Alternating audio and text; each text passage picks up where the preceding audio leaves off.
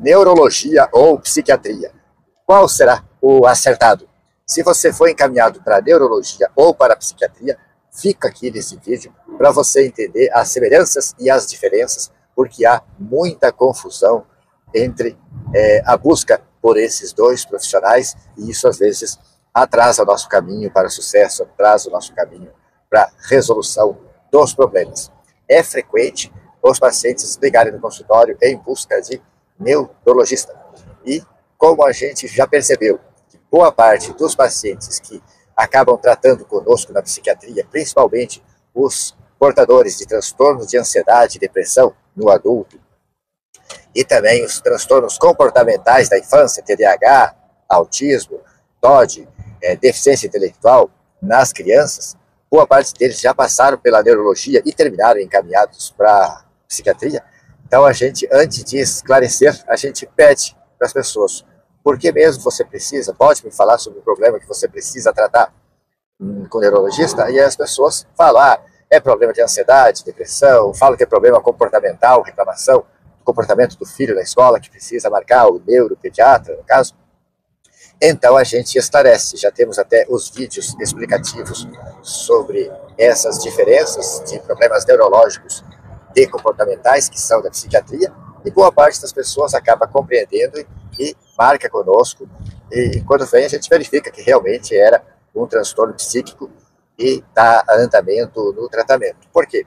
Existe essa busca pela neurologia porque é mais confortável, talvez, existe uma psicofobia, o medo da psiquiatria, é mais confortável pensar na neurologia.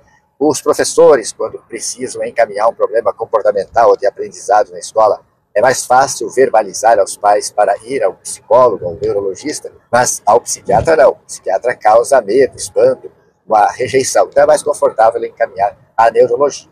Mas o que eu tenho observado na prática é que isso tem prolongado o caminho para a resolução dos problemas. Porque a gente precisa entender que as especialidades médicas existem para tratar quadros mais definidos. E quando a gente vai ao especialista, ele subentende que o clínico geral, no caso do adulto, ou o pediatra, já triou aquele problema e já evidenciou que o problema é neurológico, então ele vai lá para tratar, terminar de investigar e documentar que tem aquele transtorno. Então, é bem comum que a gente vá ao neuro. O neuro tem meio que obrigação de encontrar ou afastar ou descartar as doenças neurológicas. Quais são elas? Epilepsia, talvez a principal, que causa quedas, desmaios. Hidrocefalia, que causa compressão cerebral, com aumento de líquor no cérebro. Esclerose múltipla, que causa defeitos, problemas motores e sensitivos. Enxaqueca, as dores de cabeça repetidas, que não têm uma causa específica, mas até chegar ao diagnóstico de enxaqueca é preciso investigar causas físicas, como a hidrocefalia, como o tumor cerebral, como AVC, derrame, sangramento cerebral, doenças infecciosas cerebrais, toxoplasmose, neurocisticercose, tem que ser investigado às vezes com exames de imagem cerebral e eletroencefalograma.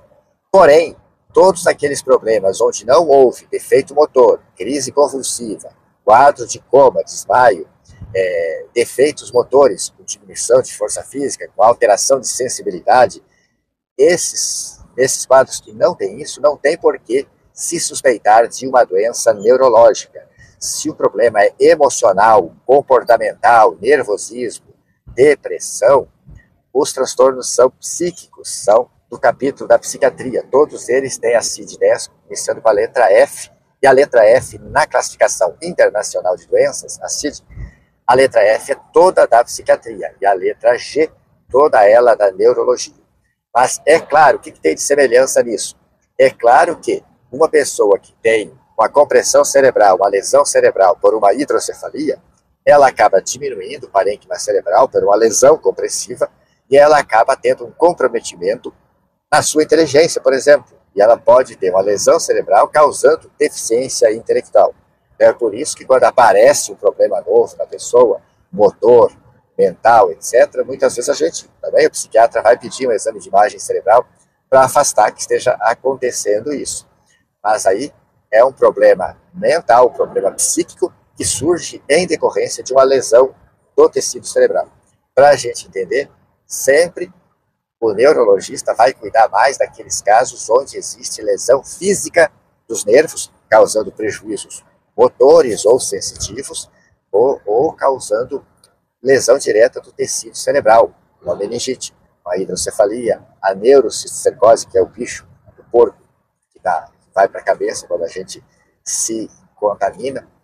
Mas, felizmente, os transtornos neurológicos são bem mais raros que os psiquiátricos, porque o prognóstico dos transtornos neurológicos, em regra, é pior. É uma especialidade brilhante, tem excelentes diagnósticos, grandes recursos, mas, infelizmente, boa parte dos diagnósticos neurológicos, o prognóstico é ruim, infelizmente. Mas tem muitos casos que são bem tratados, que têm boa evolução. E os transtornos psiquiátricos costumam ser mais arrastados, mais longos, tem melhora com o tratamento, mas muitos, em regra, são arrastados e crônicos, precisam de um tratamento permanente. Então, acontece muito essa confusão.